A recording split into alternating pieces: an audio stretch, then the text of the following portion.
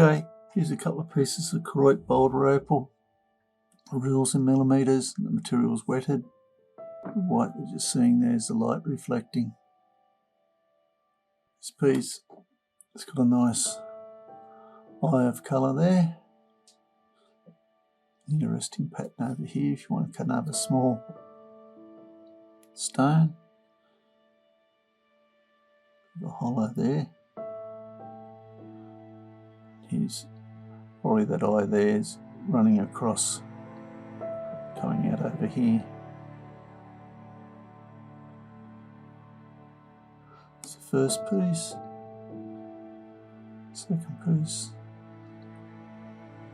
Nice colour down here on this side.